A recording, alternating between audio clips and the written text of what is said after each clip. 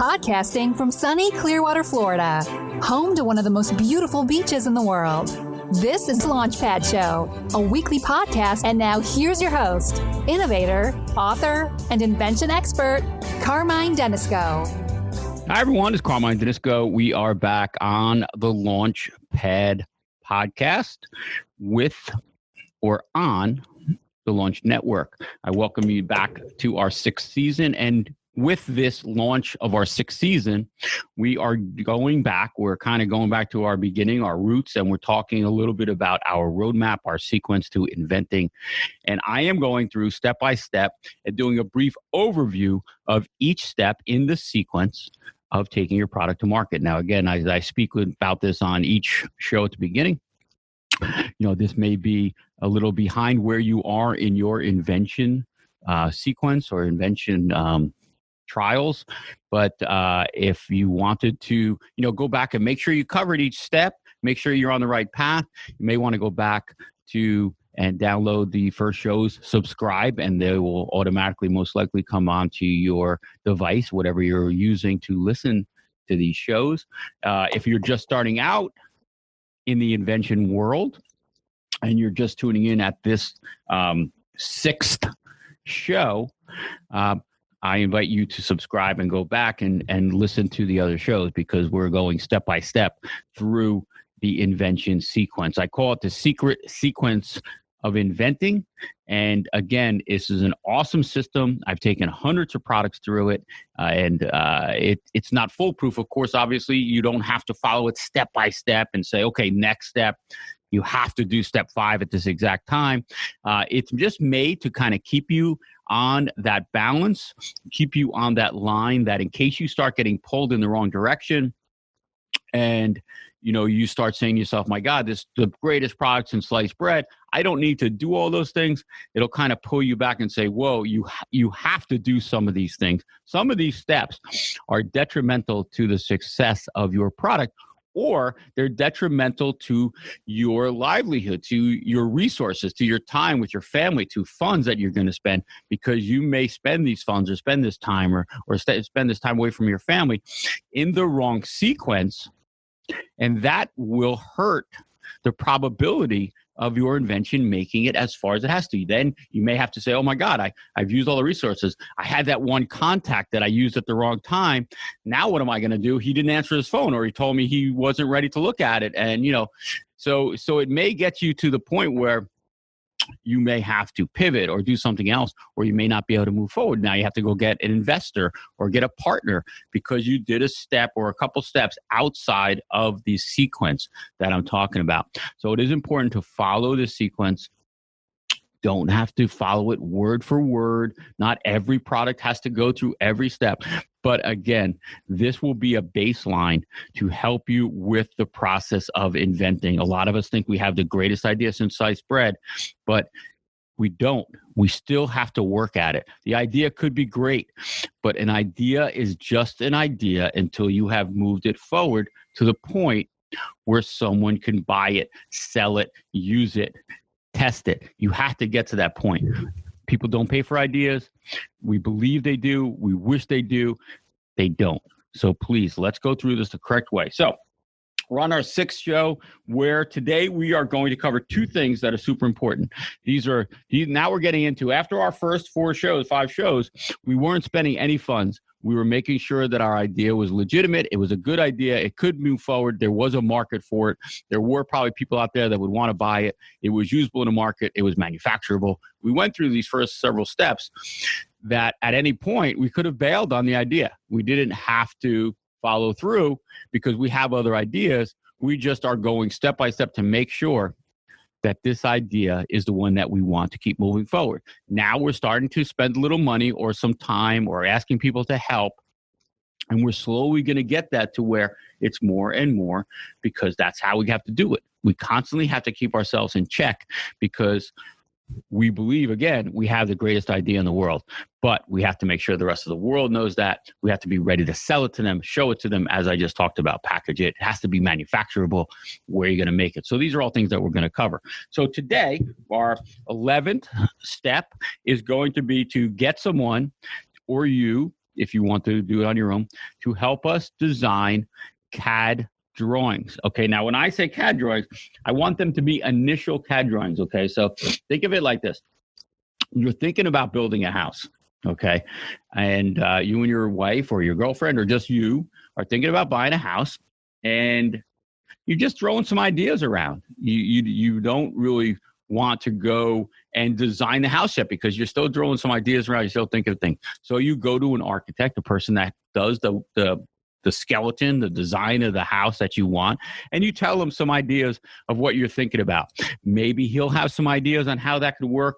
You tell him you want your house to be round, you want it to look really cool, you want it to look like a spaceship, whatever you want it to look like, you're telling him these ideas, and you just want some initial drawings or some initial ideas on how this idea can work to build a house.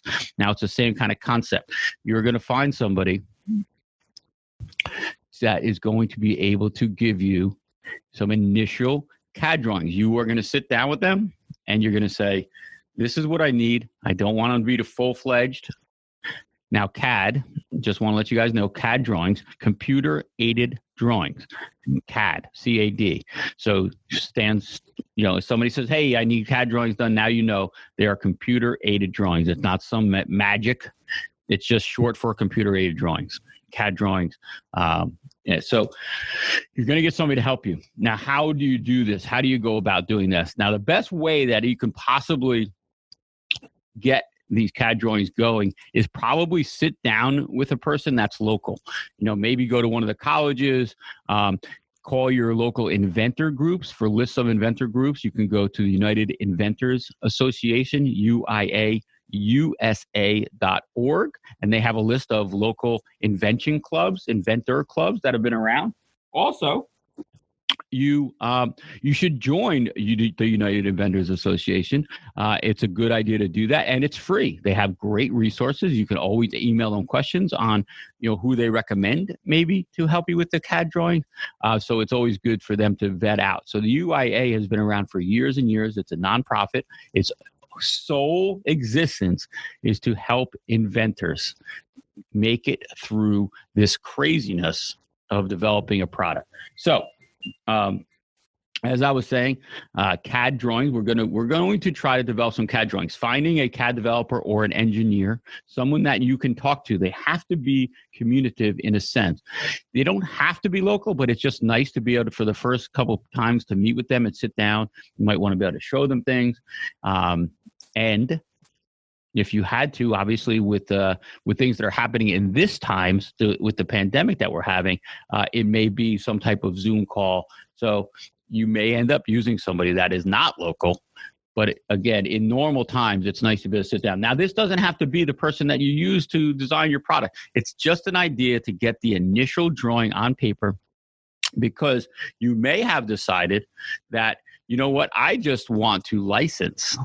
And I just need a basic drawing so that I can go to a 3D printer. I can get somebody to 3D print it. I can get somebody in my garage to make it. You just might want to get an overall idea what it looks like, or you want to be able to use those CAD files to show a prospective licensee. So again, we're not spending a lot of money, not spending a lot of time. We're just getting started with these CAD drawings. Now, let me back up a little bit. When you approach a CAD developer, an engineer, someone who is going to help you, you do not have to ask them for a non-disclosure agreement. You can if you want to. It's nice to have it, but you do not. And the reason why you don't is because you have filed just prior. This is why we did this.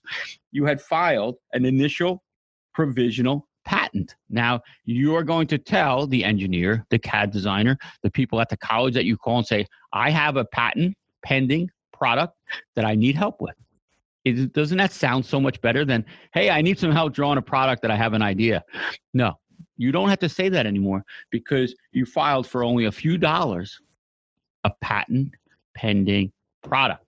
So now you can go to people and show them your idea without worrying. The patent isn't that powerful, but it's still, in their mind, the people that you're telling, you have a product that's patent pending. So just wanted to throw that out there. There's reasons that we have these in steps. Some people are like, hey, where's the patent? Why aren't we patenting the idea? Why step one? We should already getting a patent. No, this is a progressive step-by-step solution to taking your product to market. Some of them may not make sense, but they will towards the end. If you have a question about that, email me, call me, get me on social media, and I'll tell you exactly why each step is in its exact spot. People might argue the fact with me, and that's okay. We want people that are going to test our ideas, test what we do, because this could change slowly. It's not going to, the overall is not going to change, but we may say, hey, you know what? Step 14, I think now over the way the market has changed, we should do step 14 at step 10 and put step 10 where 14 is. We're constantly might be adjusting a little bit, but the overall design of this roadmap, this sequence is pretty solid. So that's, again, why we have done the provisional patent. Now, if you didn't do the provisional patent, you should ask the engineer, the person that's going to do your drawings, for a non-disclosure agreement. If he doesn't have one, get one. You can download it from the internet. If you need one, again, email me, call me, get me on social media. I will send you one. I have spent thousands of dollars on legal documents. Any document that you probably need, I can send it to you. You might want to modify a little bit. I implore you, please don't go to an attorney. Now, again, there's nothing wrong with attorneys. I love these guys. I use them all the time. My best friends are attorneys, but we are trying to do this. Even if you have millions and millions of dollars, we're trying to do this on a shoestring so that we can test the efficacy of our idea. If you throw money at every problem, you're not really solving the problem, because it's going to come back inherently towards the end of this process. So if we can build our project, our product during this process without just throwing money at a solution, it shows that our idea is a good idea. It has legs. It can survive in the market. So if you don't do the initial provisional patent, which I recommend you do at some point within the next several steps, you may want to ask the CAD designer or the person that's going to be helping you for a non-disclosure agreement. I can get you one. You can get one from the internet, wherever you need it. There's another point that's not on this roadmap. The reason that's not on this roadmap is because it's not something that I tell everyone. It's kind of a secret. And let's take a quick break. Money isn't just about numbers. It's about the life those numbers allow you to lead. You're listening to Financial Matters with Richard Oring, the show dedicated to helping you make sense of your money and your goals. Here is your host, Richard Oring, and he is here to help you bridge the gap between where you are and where you want to be. Let's dive into today's conversation.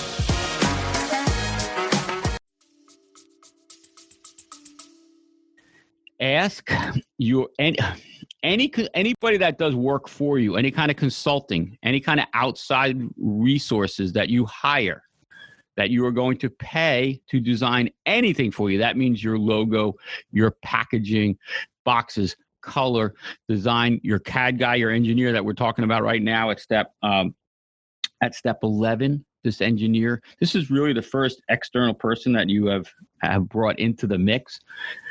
Ask every person, every single person that helps you, that does work for you, that you hire externally, to sign a work for hire agreement. Now you're saying, what the heck is a work for hire agreement? I have seen multi-million-dollar companies get brought to their knees. Or, these are 10, 15-year-old companies that have gotten brought to their knees because they didn't have one person sign this document whilst they were getting their logo design, their branding done, their colors for anything that they were getting designed, their website, anything that is done externally as a consultant. If it's done internally, it's an employee, you probably have some kind of documentation and you're kind of covered because it's an employee. Any external consultant, anybody you're hiring to do things, they own their design work. Anything that they design for you, they own it. You are using it. They're giving you the ability to use it, but they own it. Now, I'm going to give you an example that might help. Wedding photographer. Okay. Whether you've hired a wedding photographer, somebody has, but a wedding photographer, then you hire that wedding photographer. They come, they take pictures of the wedding. They go all over the place, the reception, they have hundreds and thousands of pictures. Then after the wedding, whether it's a month, a week, 2 months, several months, they send the pictures over. You say, wow, look at all these pictures. They're awesome. You choose the pictures that you want to put in your wedding album. Cool. Right? You choose them, whatever amount of time passes, you get that wedding album, maybe copies of it to give out to friends and family members. Now, here's where this work for hire document will hit home. Try to go and get those pictures copied. There's several pictures in your wedding album that you love. You might want to make Christmas cards. You may want to just get just those pictures and send those out to friends, and you want 20 of them, you want 50 of them, whatever it is. You put them on your thank you card, whatever. Call the wedding photographer, ask him for copies or just a negative. You want to get some copies made. Hey, I want to get some copies of this one picture made. He or she is going to tell you how much it's going to cost, because in reality, he owns those pictures. Most of the pictures that you see will probably have a do not copy print on the back of the picture, because in reality, the photographer owns the pictures and the negatives that he snapped. Unless at some point you made some agreement that any pictures he takes, you own them. You may have had him sign a work for hire agreement, but that's what a work for hire agreement means, that any work that is done, you own the complete ensemble of work, not just the right to use it, but you own the actual work that was done. They have to hand you all the files. They have to hand you everything that was done when you ask for that. Okay. So work for hire agreement, same thing. If you can't find one, you have an attorney, maybe he has one. Don't get one made. Don't spend $1,000 for one.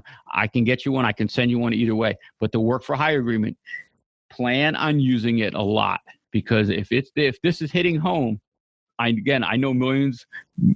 know companies that were worth millions and millions of dollars that when they tried to get rid of their marketing company, tried to fire their artist, tried to do something and move on, that artist, that marketing company said, yeah, we'll take off. Here's your final bill, and they can ask for whatever they want. If you're a 10-year-old, 15-year-old company and your branding is solely built on all the design work, your logos, your colors, all of those things, you actually have to rebrand your company if you don't want to pay what they're asking. You would have to rebrand your company. They own the documents, they own the files, they own the design. Just because one person did not get a document signed. And I've seen it happen. I've recommended to everyone, work for hire document. I could talk about this one all day. So please, it's not on the list. It's one of those secrets that listening to this podcast, you're hearing. Other people don't hear it. When I do this invention workshop and things like that, very seldom I speak about the work for hire agreement. So you guys are hearing this in the secret sequence. So work for hire document, please, if you don't have one, contact me. I will get you one. Super important to have every consultant, every person that's working on this project sign it. You may want to have them put an NDA in that document just to have it in case. Here's the cool part. And again, I'm sorry I'm going off on a tangent on this because it's so important. You show that work for hire document to an investor.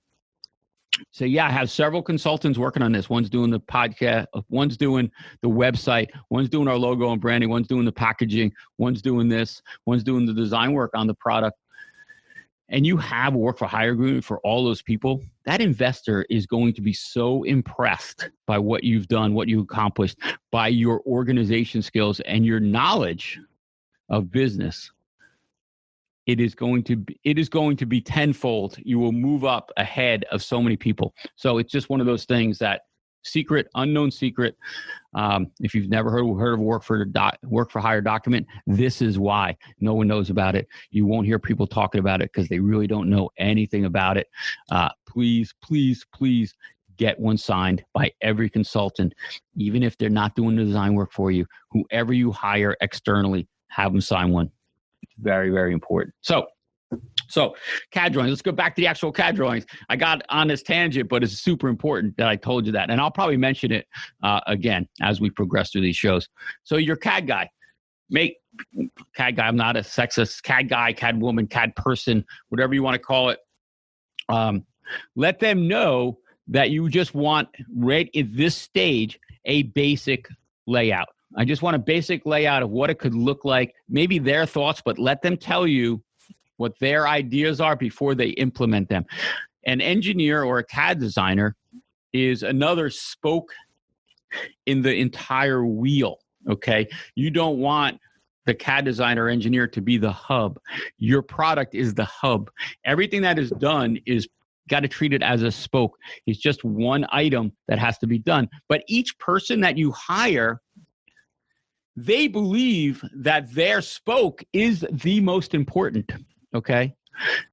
They believe that if they aren't working on your idea, that it's never going to come to fruition. There's nothing wrong with that. It just shows that they're passionate about what they do, but it's just one thing, okay? A CAD designer, a CAD engineer, don't take business advice from them. He could be a great business person, okay? But that's not what his job is. His job is going to be focus his job on one thing, and that's to give you CAD designs. That's it. That's all you want from them. You don't want them to be with you for the life of this project. That is their goal. Their goal is to plant roots in this project and be with it the whole time. You don't want that. And again, I'm not saying that they're a bad person. Your job is to get that spoke tightened, move on to the next spoke. And that's what this sequence does. So when you work with a patent attorney, we're not working with them yet, okay? Don't take business advice from the patent attorney. You don't have to say, hey, what do you think of this idea? If you ask a patent attorney what he thinks of this idea, he's going to say, I love the idea, but you need to have a patent. Okay. If you go to the dentist and you tell the dentist that your foot is hurting, that dentist is going to work on your teeth. Okay. That's what he does. There's nothing wrong with that. He's not doing anything wrong. You're at the dentist's office. If you go to a patent attorney and you ask that patent attorney, what should I do with this idea? He is not going to tell you to run off and go to manufacture it, go get a licensing agreement. He's going to say, well, we need to patent it. Nothing wrong with them doing that. So that's why this sequence is so important. You're not going to visit these service providers at the wrong time, at the wrong place, at the wrong sequence. Very, very important. I'm going to be going off on these tangents on every probably step because they're so important. And that's what we do here. That's what I do. I get this and I have this sequence down and we run them projects through. We run the projects through. And sometimes we get halfway through the sequence and we go, you know what? This project's not going to work. It's going to be too costly. It's going to be too expensive. It's going to cost too much to ship. It's going to cost too much to store it. How can we shrink it down? We got to go back to the drawing board because we've only done the initials, but it doesn't seem like it's going to work. But we haven't spent huge amounts of money, guys. We've just put in some time. We've gone through the sequence, but that's what this sequence does. At any point, it allows us to pivot. But we haven't made detrimental mistakes that we can't go back. Okay, that's what's so important. We've done this incrementally. We've done this through the correct sequence, that if we have to go back and do something with our CAD designer or with the design, whatever we're doing, we have that ability because we haven't put all of our eggs in one basket. That's why the sequence is so important. So you're a CAD guy. Locally, distance, we're all getting used to virtual conferences, virtual talks, workshops, and different things. You might want to learn the CAD software yourself. There's several different ones out there. If you want a recommendation, you want to learn it yourself, that's great. It is going to put a dent in the time frame of making your project if you want to do those things. So you might want to have a CAD guy or CAD person helping whilst you're learning the CAD software, which it's really fun. There are some colleges, there are some courses that need your project. So you may call a college or a local learning academy and say, hey, listen, I have this idea. I'm looking for some help. Do you have a design or engineering course? And if they do, they might want to take on your project for free. Let's take a quick break. Welcome to Pricing Page Unpacked. I am Rob Litters, and I'm joined by Ulrich Lurkoff-Schmidt, pricing expert and CEO at Willingness to Pay. Each week, we take a real company's pricing page and break it down, the decisions behind it, the trade-offs, and what it tells us about how the company actually wants to grow. No slides, no scripts, just a real conversation between two friends who live and breathe pricing.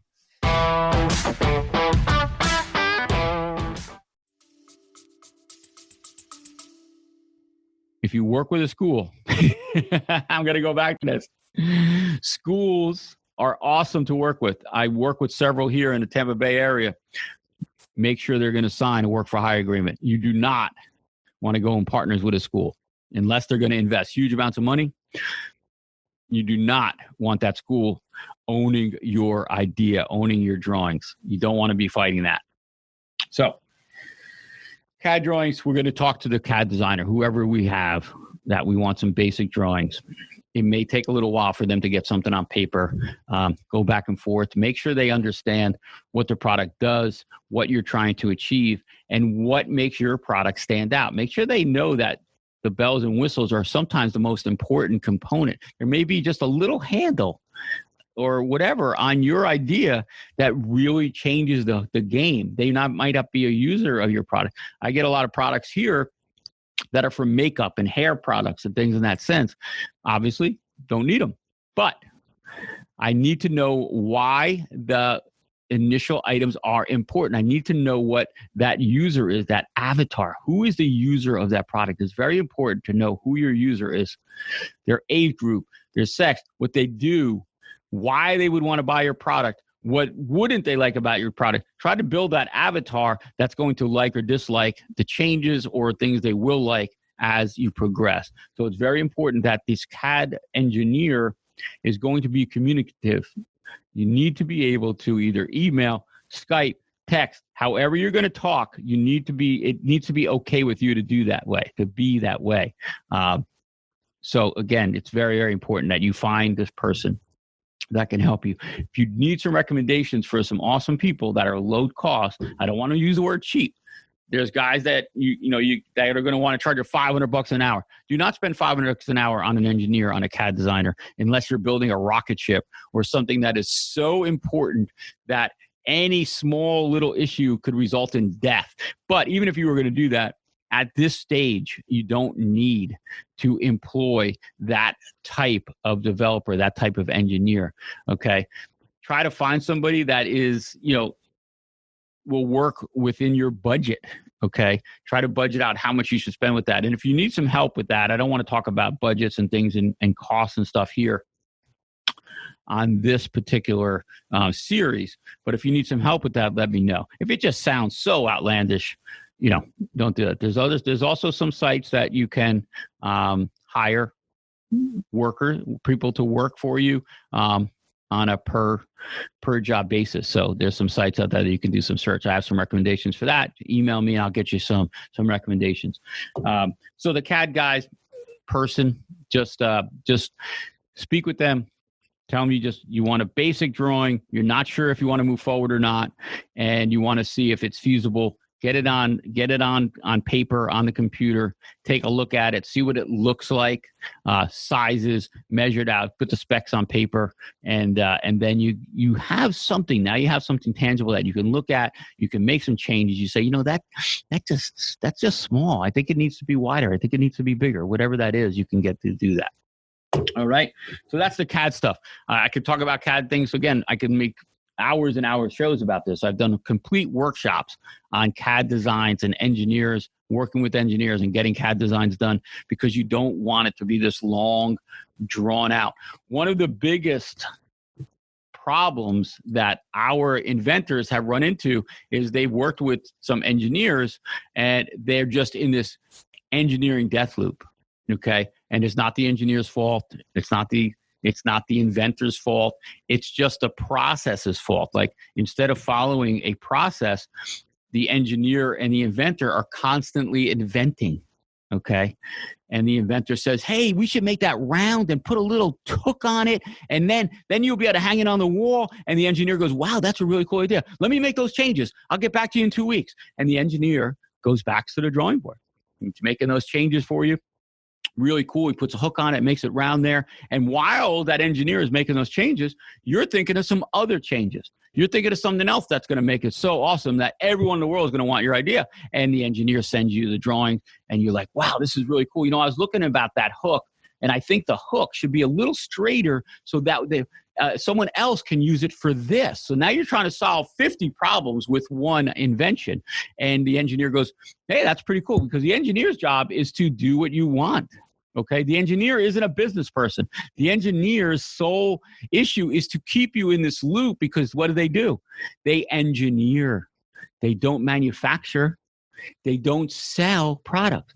So as soon as you leave his loop or her loop of engineering, they're gone. Their project is done. The checks stop. Okay. But if an engineer is smart, he will get you to the next step, because when you bring that product to me, I'm going to say, hey, who's your engineer? This product is really cool. We've got to make a few changes here. I am going to say, hey, Mr. Engineer, Mrs. Engineer, I need these couple changes. Please hurry up. Yeah, they might charge you for that, may not. But I am going to keep them in the loop. They're not going to say goodbye, because we're doing the sequence correctly. Okay. That's why I'm saying initial CAD drawings. Okay. We have to specify to the engineer, we just want some basic drawings. Okay. We are not inventing with the engineer. The engineer is not an inventor. He might be his own inventor, but you don't want him inventing for you. Okay. You don't want him to give you business advice. You just need the initial CAD drawing. And again, I could talk about this all day. So please, if you need some more information, please, or you can get, like I said, send me an email. I would love to talk to you on the phone. If you're getting to this point and you need some help, get in touch with me, whether it's email, text, get me on social media, because this is super important. We're getting to steps. When you start having to spend resources, funds, time, meeting with people, talking with people, design work, those are resources. When you start doing this, I want you to move smoothly. I don't want it to be frustrating, because things like this, friction like this, can kill your idea. They could slow it down to a crawl, and you could get discouraged and not move forward. And it's not anything that you're doing wrong. It's just the sequence of things. Very, very important. Okay, CAD drawing. We covered those. I think I beat that up pretty good. So, after the CAD drawings, now again, remember we talked about each of these steps could take weeks. It could take a day, it could take a couple of weeks. Each of these steps is very important. I'm not saying that has to be done. You have to go through 5 steps in one day. So the next step, after you deal with your engineer, you get some initial CAD drawings. We want to, if possible, if your product can do this, or if it's a feasible type thing, we want to do a basic, and you see the words I'm using here, initial and basic, a basic works like prototype. And the reason I'm using the word works, because in my mind, there's 3 different types of prototypes. There is a works like prototype that doesn't look anything like, it might, but it doesn't have to look anything like what the finished product's going to look like. It just has to perform the operation that your idea or invention is supposed to do. So a works like prototype can be just a bunch of things put together that will achieve the outcome that you're looking for. Works like, it's in the name, works like prototype. Okay. Now the next type of prototype is the looks like prototype. Okay. It's the opposite of the works like prototype. Now, the reason it's the opposite is because you may need to just show someone what it's going to look like. It's going to fit in the refrigerator. It's going to fit under your counter. It fits in your toaster oven. Whatever you're making, whatever it's doing, you're making a looks like prototype. Does it function? It could, but it doesn't have to, because it's in the name. It looks like prototype. And then the third is both together. Looks like, works like prototype. Could be expensive, but you might be able to put those 2 together afterwards. Testing. So the looks like prototype, the works like prototype is our next step. And the reason it's the next step is because we have no idea in reality what our finished product is going to look like. We may want to know, but we haven't made one yet. We haven't tested it yet. We haven't designed it yet. We just talked to a CAD developer. So we want to build a basic works like prototype. Okay. Works like we just want it to function. We're going to go off of our CAD drawings and we will find out how it's supposed to work, what's it going to work like. So that's why the engineer, he's just doing some basic stuff to see how we can make this product. Okay. So you could go either way. Now, if it's a product that, and this is what I mean about skipping back and forth.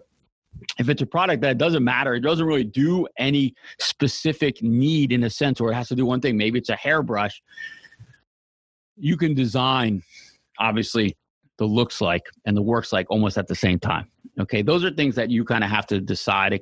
That's what I meant about it. This isn't as strict as I would want it to be, but you also have to have some leeway. If it's something that has a single goal, a single operation, or it is a little bit easier to make a looks like, works like at the same time, then go ahead. Of course, don't think I can't do that. But so yeah, when you see that I'm saying create a basic, a looks like or a works like prototype, you have to really think about yourself, but try not to spend money towards that. If it's going to cost a huge amount of money to create both or one that does both, you may want to say, okay, wait a minute, I'm still in the testing phase. Let's just do this. If it costs a little bit more, I'll decide. So that's one thing. So really that is both pieces. When we create that looks like or that works like prototype or both, that is going to give us the ability now to start testing, to start showing others, which we can now, because you got to remember, you have a provisional patent, your patent pending. You're saying, oh my God, I can't show anyone. Yes, you can. You can show people. That is the reason we did the initial provisional patent. So you don't have to say, I hide it. Everyone's going to steal my idea. I can't show my neighbor. I can't show an investor. I can't show maybe a partner that I want to bring in. You can show them. You have CAD drawings. Look at all the work that we've done, that you've done stepping through this from that first step that we started. Okay. There's a reason we're stepping through it this way. And I'm hoping that you're starting to get that aha moment as to why we're doing this step by step in this order, in this sequence. So I'm going to hang up for today on this 6th series of the sequence of inventing, the secret series of inventing sequences. It's very important that we follow these, that we look through these, and I hope that the information I've given you on this particular show is going to be helpful, because we're really going to start moving along on your idea, on your invention. Or if you're listening to this before you're starting, that's awesome, because then you can go back and listen as you progress, and it's going to give you an idea of maybe what you want to invent, how you want to invent it, or when. It is cool. If you listen to this, a lot of times I'll read a book before I do something, and then when I go to do it, I'll read the book again and I'll start doing it. So it's kind of pretty cool if you're doing that. So for myself, Carmen Danisco, reach out to me if you have any issues, any contact. You can search for me, carmendanisco.com, contact me, or get me on social media, email, whatever you'd like. And I would love to hear from you and hear your progress along this process. If you have some suggestions, send them on over to me. I would love to hear from you. If you guys disagree with what I'm saying, I want to know why. I would love to hear that too. Because again, nothing's perfect. Nothing's perfect. I just believe in this particular sequence. I am open-minded. I would love to hear from anyone who wants to maybe challenge some of these steps, and maybe I can switch them up. They're not written in stone, but I know that they work, but maybe I can get them to work better. So I'd love to hear from you if you have some.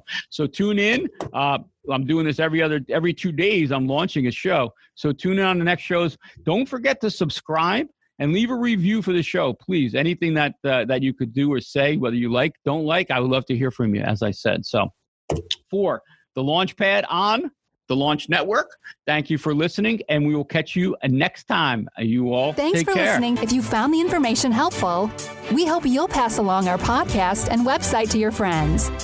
If you need help with an idea, invention, or have a topic for an upcoming show, don't hesitate to contact us through our website. All statements and discussions are purely the opinions of the host and guests and should not be taken as legal or business advice.